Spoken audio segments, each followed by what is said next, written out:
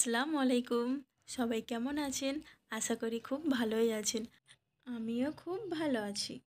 আজ আমি আপনাদের সাথে শেয়ার করব গলদা চিংড়ি মাছের ঝাল। তো গলদা চিংড়ি মাছের ঝাল আমি কিভাবে বানাই সেটাই আজ আমি আপনাদের সাথে শেয়ার করব। তার আগে আপনাদের কাছে আমার একটা ছোট্ট অনুরোধ, আপনারা যদি আমার চ্যানেলে নতুন হয়ে থাকেন তাহলে আমার চ্যানেলটা অবশ্যই সাবস্ক্রাইব করে দেবেন। এখানে আমি 3টে বড় সাইজের গলদা চিংড়ি মাছ কেটে ধুয়ে পরিষ্কার করে নিয়েছি।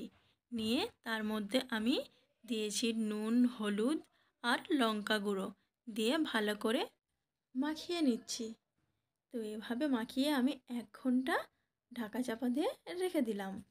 1 ঘন্টা পর চুলায় একটা প্যান বসিয়ে তাতে আমি পরিমাণ মতন তেল দিয়ে দিয়েছি। তেলটা ভালো মতো গরম হয়ে গেলে আমি গলদা চিংড়ি মাছগুলো একটু হালকা নাড়াচাড়া করে ভেজে নেব।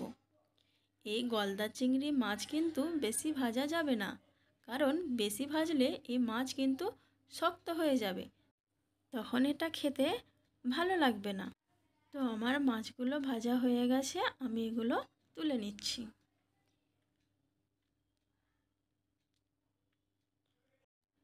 এই তেলের মধ্যে আমি আরেকটু তেল দিয়ে দিলাম।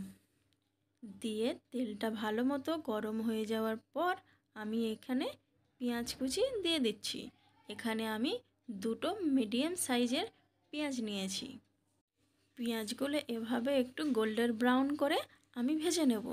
তারপর আমি এখানে দিয়ে দিচ্ছি 2টো চেরা কাঁচা লঙ্কা আর 1 চা চামচ আদা রসুন বাটা। দিয়ে ভালো করে আবারও মিক্স করে আমি এখানে একটা মিডিয়াম সাইজের টমেটো কুচি দিয়ে দিলাম। আমি এটা ঢাকা দিয়ে টমেটোগুলো একটু সেদ্ধ হতে দিলাম। তারপর আমি এখানে দিয়ে দিচ্ছি স্বাদ মতো লবণ, 1 চা চামচ হলুদের গুঁড়ো আর 1 চা চামচ লঙ্কার গুঁড়ো, আর দিয়ে দিচ্ছি 1 চা চামচ জিরে গুঁড়ো আর 1/2 চা চামচ ধনিয়া গুঁড়ো। দিয়ে এটাকে আমি আবারও ভালো করে কষিয়ে নিচ্ছি।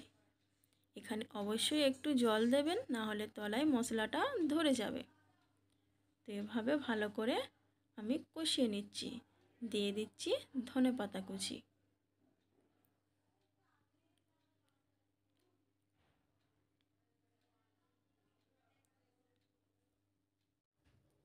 এখানে আমি 1 চা চামচ চিনি দিচ্ছি। চিনিটা দিলে এই মাছের টেস্টটা আরও বেড়ে যায়।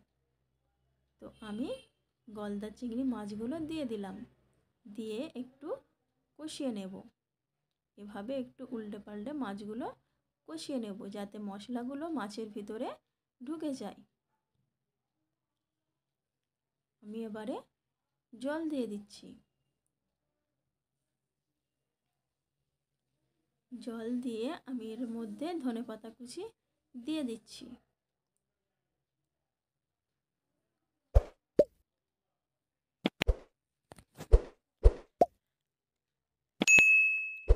এটা এখন মিডিয়াম ফ্লেমে 10 মিনিট আমি ঢাকা চাপা দিয়ে হতে দেব।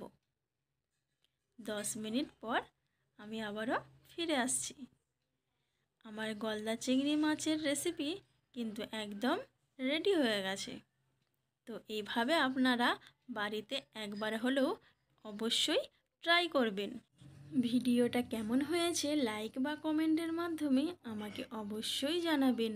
আর এই রেসিপিটা যদি আপনাদের ভালো লেগে থাকে তাহলে আমার চ্যানেলটা অবশ্যই সাবস্ক্রাইব করবেন আর পাশে থাকা বেল আইকনটা প্রেস করে দেবেন। ভালো থাকবেন, সুস্থ থাকবেন, খোদা হাফেজ।